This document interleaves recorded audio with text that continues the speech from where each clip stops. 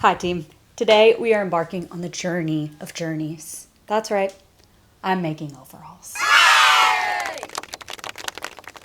This is just one of those projects that has been at the top of my wish list since I started sewing, and I had no confidence to do so. But I'm really going to be stretching my sewing skills this time and seeing how far I can push myself.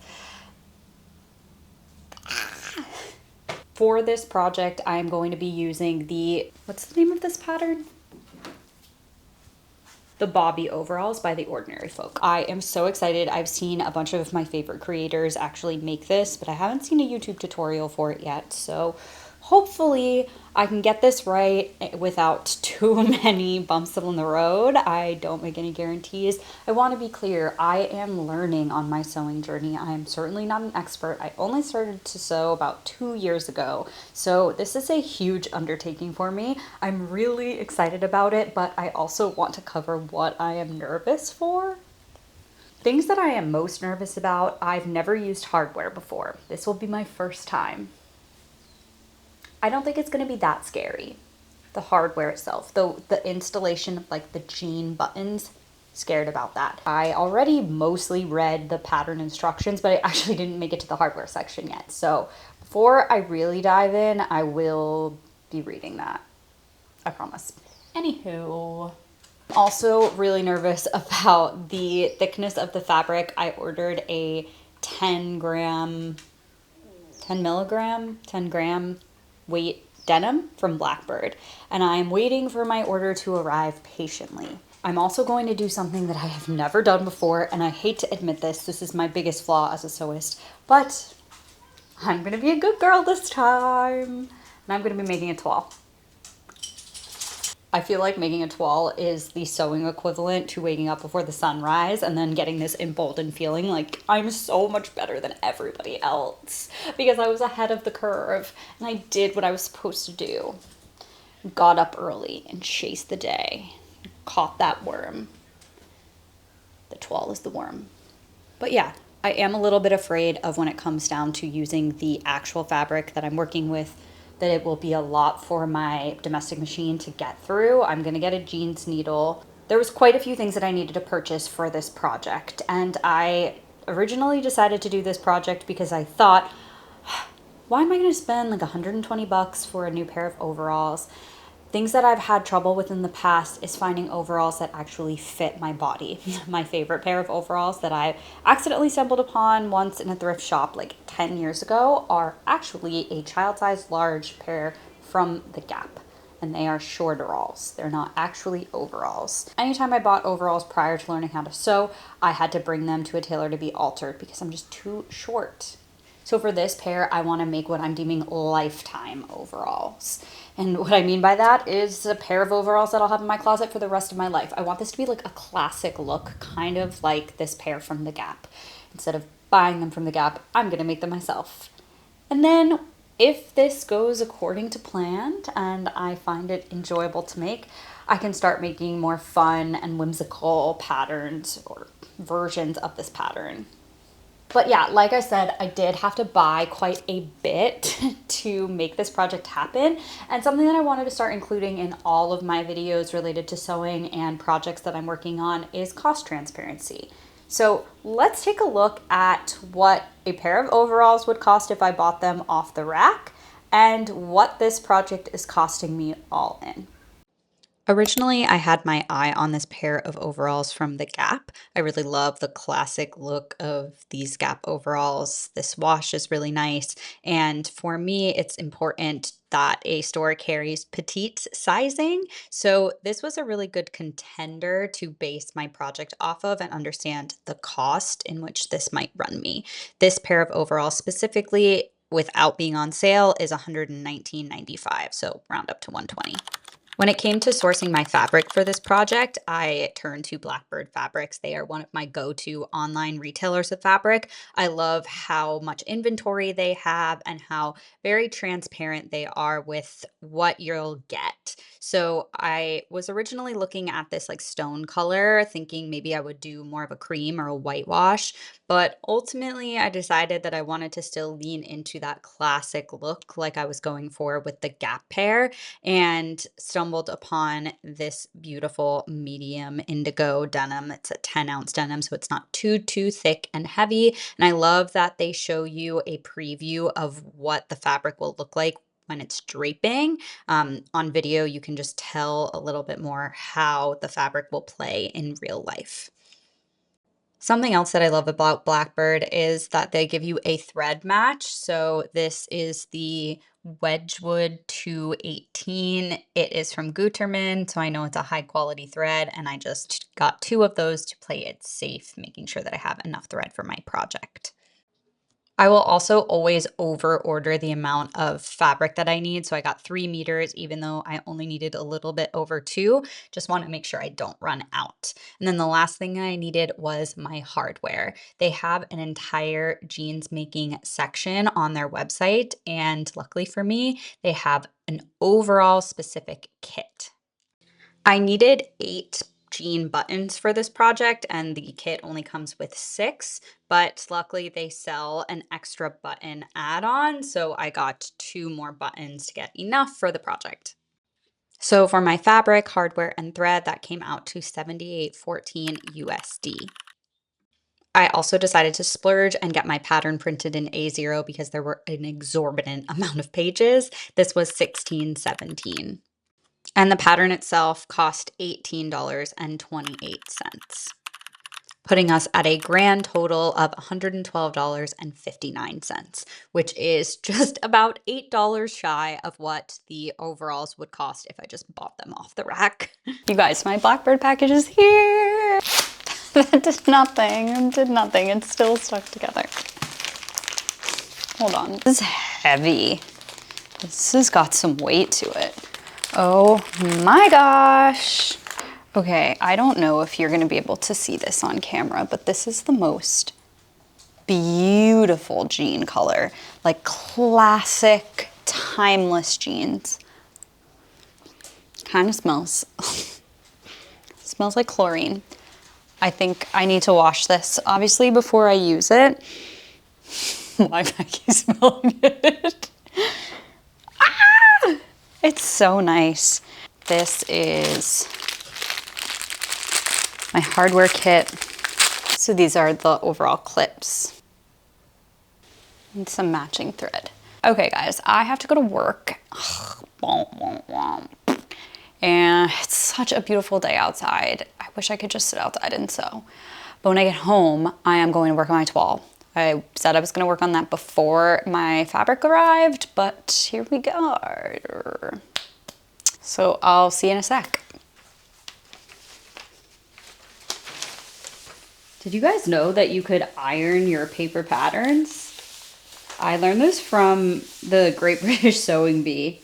And if you don't have BBC, guys, get a VPN. What are you doing? I will link mine below. It's NordVPN, the best in the world. Not sponsored, but Nord, if you're listening, I am open to opportunities. And that's on that. But my pattern that I ordered was folded up and all wrinkly. So I'm trying to iron it before we even cut out the toile fabric.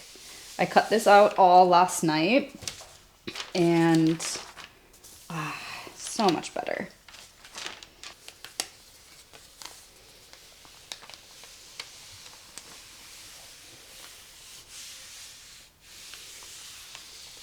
Oh yeah, I hope that this gives somebody else the same level of satisfaction as it does myself. Just crispy, crispy paper. I cut all of these out last night, and I had thought that when I sent the file to be printed that I hid all of the sizes that I didn't want. I had just left like a couple of sizes to choose from, but that file didn't save, so all of the optional sizes are on here, and it is chaos. Like, these are all the notches. And these are all the buttonhole notches, like bam, bam, bam, bam, bam, bam, bam, bam. Like, which one am I supposed to use? I'm just gonna open my PDF file and then unhide, or then rehide like most of the other sizes and try to identify the size that I need on the pattern pieces, which is just so annoying and chaotic. Got all my pattern pieces cut out. Let's do this thing, shall we? Bam, bam, boom, bing. I thought I had just lost the fly facing pattern piece, so I was rummaging through the garbage like a little raccoon trying to find it, but it was just under my desk. So we can tackle that part now. So far, I've got this far. The pockets are on together. I don't know if I even did this correctly, but I think this is like the front pocket bag here. And then we have another one. Now we need to work on the fly facing construction, which I've never done before. Onward. Da-da-da, we have a toile. Couple of thoughts. Wow, if you could only see the construction of this bad boy, you would be perturbed. I promise you. It is got a lot of strings hanging, and there are definitely some wonky parts, but the good news is I do really like the fit. A couple of thoughts. I'm really happy that I did this toile, not only because I am confident that I will like the way that everything fits, but I feel like I gained a lot of knowledge on the bumps in the road that I'm going to face during this construction. There are a bit of bulky bits that I will be challenged with when I'm working with denim, because I did find that it to be bulky with just this like thin cotton bed sheet. I think that the pants are like the perfect length right now, and they are not hemmed, so I'm probably gonna add like another inch back to the pant length that I took out. So before I even did anything for my construction on this toile, I adjusted the pattern pieces because this is designed for somebody that's 5'3", and I'm 4'11", if you guys didn't know. So needed to take out a couple inches. I only took out 3 inches instead of 4. I think that 2 inches is perfect. I took 2 inches off of the bib instead of 3, and I do like the way that that is fitting here. The pockets were crazy to construct, but I think I'll be okay with them. There are a lot of awkward little bits of bunching that I'll show you guys. And right now, I think that the seam at the waist is like a little bit too tight, but in the end, that will be okay because there's a button placket that's hiding right here that will be shown once the piece is final, but I didn't actually fully construct like all of the steps to sew up the entirety of this and reveal that button placket. So even though this does feel a little bit tight in my hips, I know that I'm getting another probably like 1.5 to 2 inches once I release these on the sides, and we'll be all good. Just take a look at this actually. What is this bulk? These are things that we're gonna have to fix when we actually construct. I mean, this is where that button placket is actually pinned back, and like this seam is just super bulky here. Now look, this was just a toile, so I wasn't going ham. There's lining pieces that also go with the back and the bib that I didn't use, so I think that will save us in terms of some awkward spots and awkward puckering and like just fit details that I wasn't concerned with this go around. But I'm really happy with this. I cannot wait to dive into construction. I can't believe that I did this toile in just an afternoon.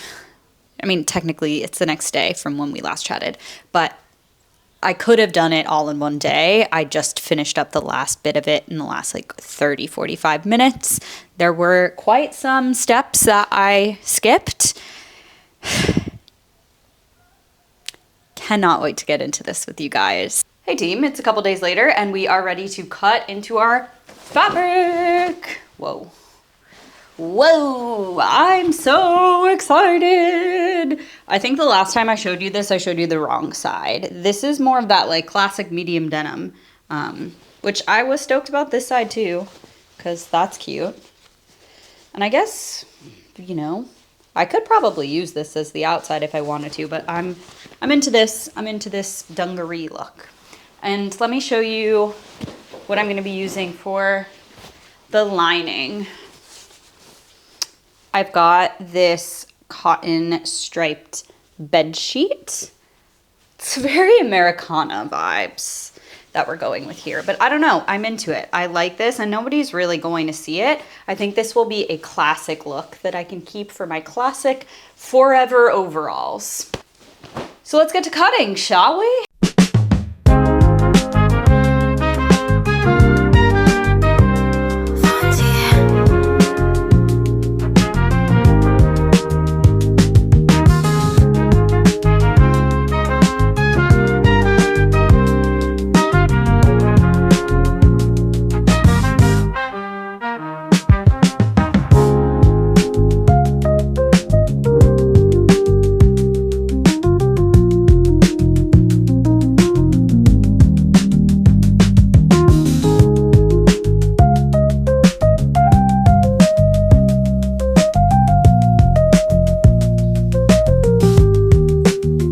I think this might be the most organized that I've ever been with a project before. I have all of my pattern pieces cut out and organized by number so that I know that I have everything that I need. I just double checked because I'm missing number 13 and apparently there is no number 13. What is this, like an elevator or something? I don't know. In my culture, as an Italian American, 13 is lucky. So it's weird that she left out 13 from this. Would love to know more. But yeah, I have all my pattern pieces cut out nonetheless, despite there being no 13. And now I need to mark my notches, but I'm a little bit nervous because some of the pattern pieces need to be overlocked first. And when I did that last time, it kind of like just like removed the notch that I marked. So I think I want to mark the notches on the ones that won't be overlocked, overlock the ones that need to get done, then go back and mark the notches on there, which is kind of annoying, but just trying to be effective and efficient. All right, let's freaking do this thing. It has come to my attention that there is in fact a number 13 and I didn't cut it out. I am gonna do that now. But we figured it out, at least. For the back pockets that I was missing, there's these lines to mark the notches or to mark the top stitching. And I don't even know how you would go about transferring that here. I've made 2 dots and then 2 lines here, and I guess I'm just gonna like freehand the arc. If anybody knows how to properly transfer these markings, please let me know in the comments because I've never done any kind of top stitching mark like that before. That's so intricate. I'm kind of just poking holes at the peaks of where I think that these should be. We're ready to sew. I'm gonna go outside because it is an absolutely gorgeous day here and I cannot physically sit inside my house while I do this, but I don't want to delay. Let's just again, like I keep saying, let's do this thing. Like let's do this thing for real. Let's get it into the machine now. I'm actually in my overalls. Oh my God, I didn't even realize that. I'm in my short overalls. We're about to have long overalls. Oh my God, okay, let's do it.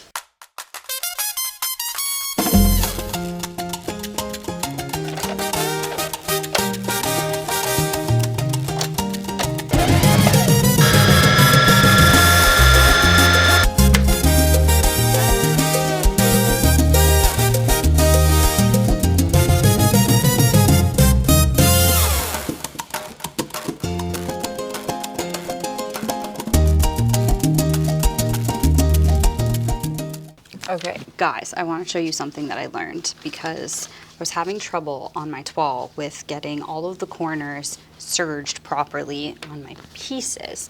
And I figured out how to beautifully finish all of the corner edges on here, especially for the pieces. This trick is going to work especially well for the pieces that are funky on this project.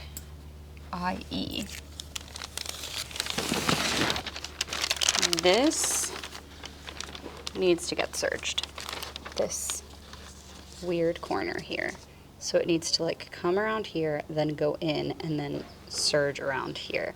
And I was like, how the heck do you do this? And I'm gonna show you a trick first on an easier corner, and then we will do it on the actual like funky corner.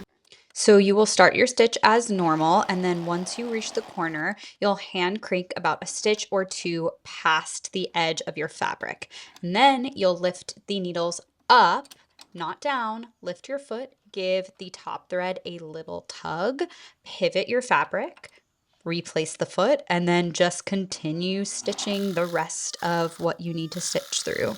And it's as simple as that. Corner isn't absolutely perfect, but it'll do. I think it's time to give it a rest for the day and start on the actual construction of everything tomorrow. I realized halfway through my serging that I should have turned off the knife on my serger. It's only the pockets that I actually like wound up cutting fabric off of, so they might be a little bit smaller, but I was able to change the setting before I went into like the actual pants and stuff, so that shouldn't impact the fit. And next step is some top stitching, the top stitching on that back pocket. So we'll see how that goes. And I will see you in a sec. It's a little wonky, but I can live with it. This is where I'm getting nervous because there's a lot of layers here, but we'll see if this needle will work.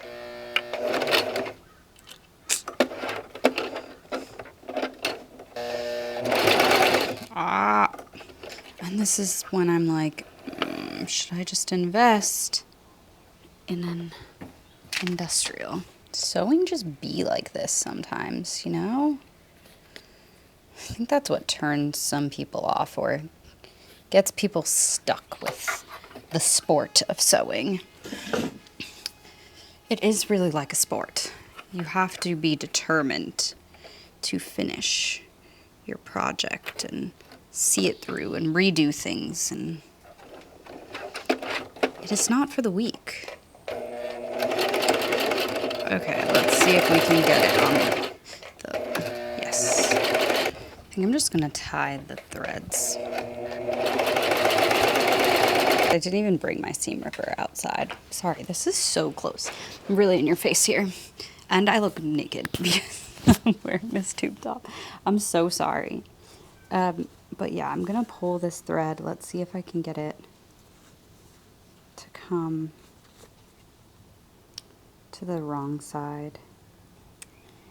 This is tricky, man. I'm just gonna leave this. I think that it'll be fine. If the top stitching comes out, the top stitching comes out. I'm so sorry. But I feel like I'm hung up in one of the really early steps, and I just want to get going with this. So we're gonna move on from pockets to more pockets actually, but from this pocket specifically. Couple of crucial updates. I had to move inside because it just was too hot, and I changed because my tube top was cute but not practical. Project related updates. We're still in pocket mode. I wanted to show you guys this really cool technique that I'm using to fold over the corners of this rounded bib. I used a gathering stitch, and then you can see here that when you gather the stitches, it easily folds the corner over with keeping the integrity of the rounded edge. Love that. However, the instructions said to use top stitching thread to make it easier to gather the bulky bits, and I didn't do that because I don't have that much thread left. I don't know if you can see. And you can already see the green part of where the plastic is. I'm afraid that I'm gonna run out of this quickly. There's still quite a bit to top stitch. I don't want to use that. However, when I'm gathering this, it doesn't get past this pocket bulk. So I don't know if it's crucial or not to be able to fold this part over, but let's see.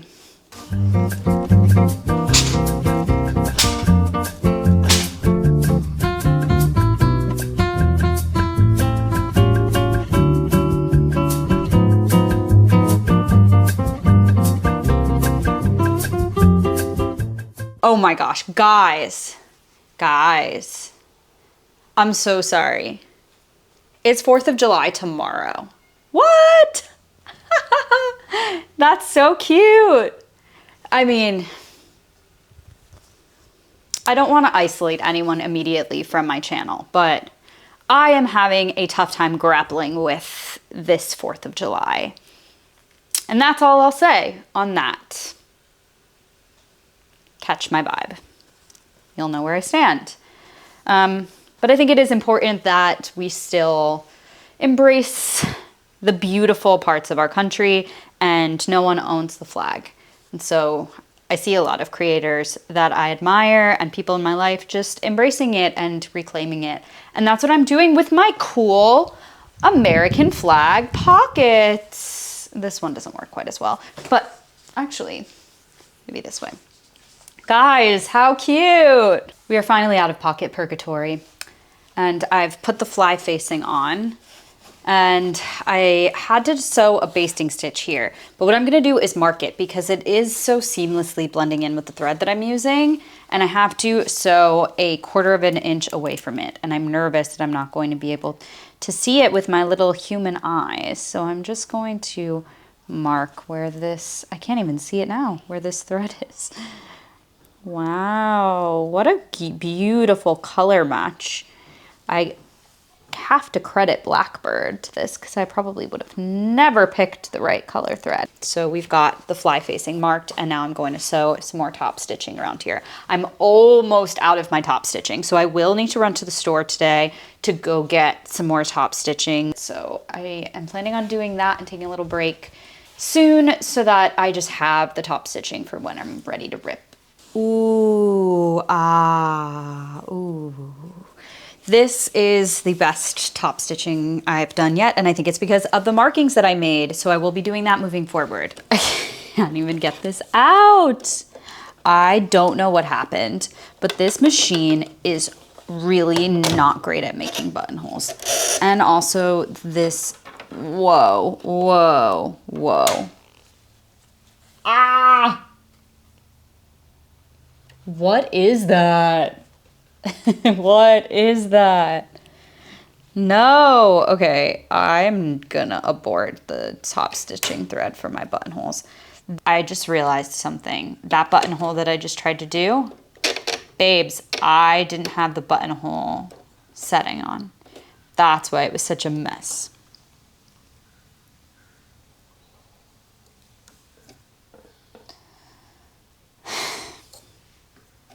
To my absolute shock and delight, that is perfect. Hell yeah, brother.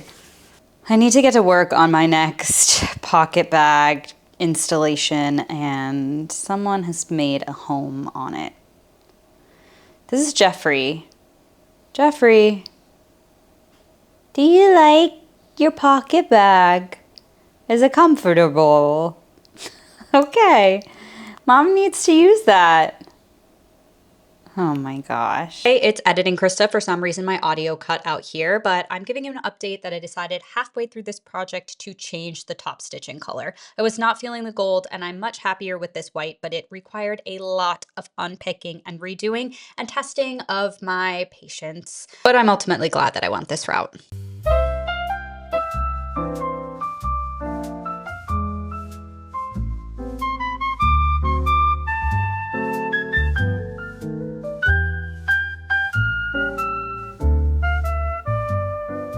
I've reached the point where she deems the most complicated construction happens, and it's because, I think it's because of the way that this seam here sits. There's quite a lot of bulk here in this section, and the left piece has to cross over the right piece.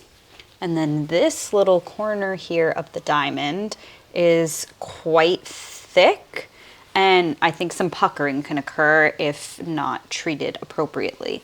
So let's look at it together. Here, there's a lot of bulk, and I kind of cut some of the threads down where I had sewed. I'll re-secure them. And this should lay here across this seam. Guys, this is so stressful. I think I got it though.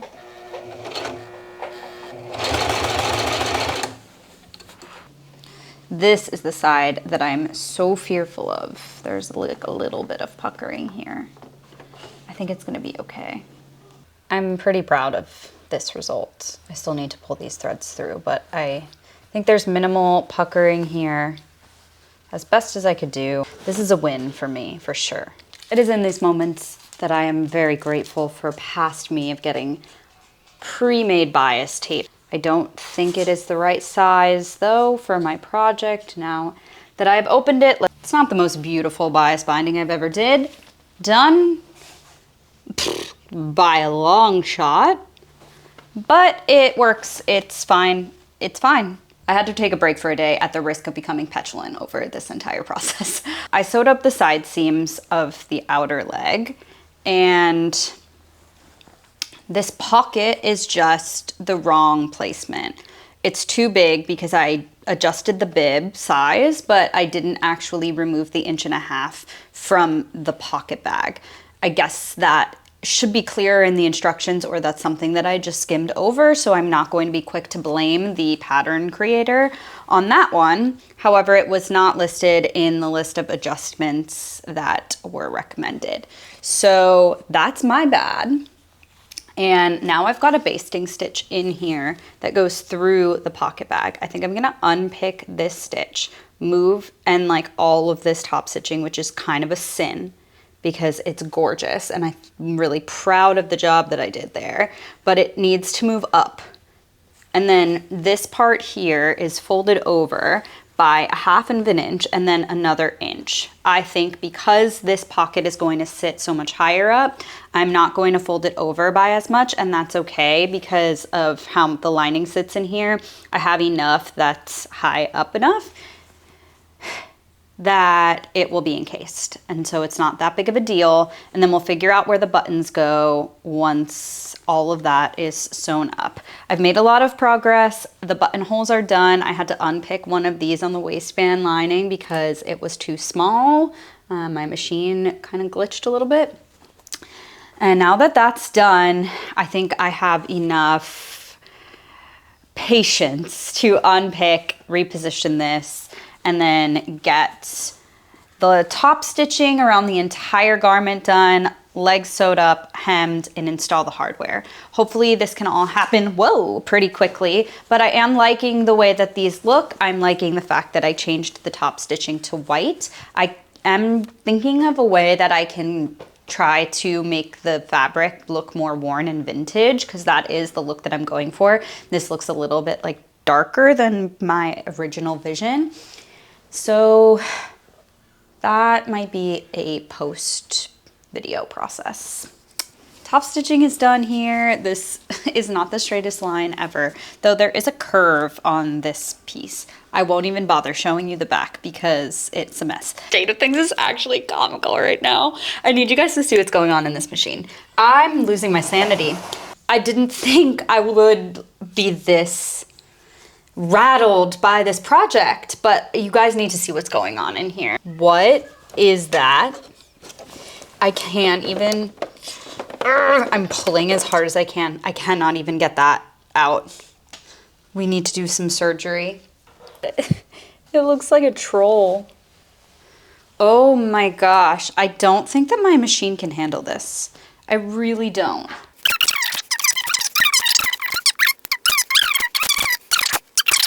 I cannot believe I'm saying this, but we made it. We did it. There's wonkiness for sure. All that's left to do, sew up the inseam. I guess sew up the pocket bag since I didn't do that ever. Maybe that happens now when I sew up the inseam, but I want the pockets to be like free. So that's gotta happen. On the side here, what a weird thing to miss. I need to go back through the instructions before I play the blame game, but I don't remember having that instruction. And then we hem and add hardware. I need to do this right now. It needs to happen so I can go to work and I can be done with these and maybe I can wear them to work. Wouldn't that be cool? But man, I am ready for this project to conclude, yeah. thoughts and feelings about how this went. Some great, some horrific, and I will share them with you once we're done. It is now time to add the hardware, and as you can see, I have marked my notches here on my button placket. So what we're going to do is take a nail and hammer it into the marking. I have this scrap plank of wood here to live underneath so I don't damage my table or whatever is underneath the surface. And then once I get it through, this kind of acts as like a pilot hole. All right, some final thoughts for you, team.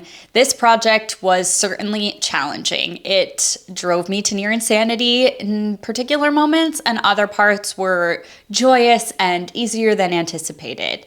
I will say that there were a couple of steps in the process that I think were left unsaid, and I'm not sure if that's just like implied from an intermediate pattern. I am not sure.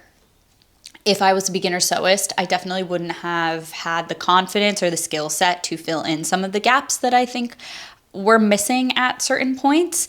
And I'm not going to blame the pattern maker because it could just be me skimming over instructions or missing some things. There were over 100 and something steps in this process, and I was also trying to juggle filming it for you guys as well. So the next time I make this, I would love to just go heads down, all in, stay focused, probably do it in a way shorter amount of time with less chaos and pressure to like get it done quickly. Will I be making this again? Certainly. If you have a domestic machine, it's also worth noting that there were quite a few times where the bulk underneath my needle was just too much for my machine to handle. A lot of hand cranking here. I was definitely driven more than once to want an industrial machine. There's still a couple of fit issues that I need to deal with. The bib is a little bit too big for my chest in certain areas. The pants are kind of like eating my butt a little bit in the crotch. I'm not quite sure if I love the barrel leg jean on my body. This is the first pair of barrel leg shape that I've ever had. So you guys tell me if this fits my body type. I don't know. All right, let's roll the tape.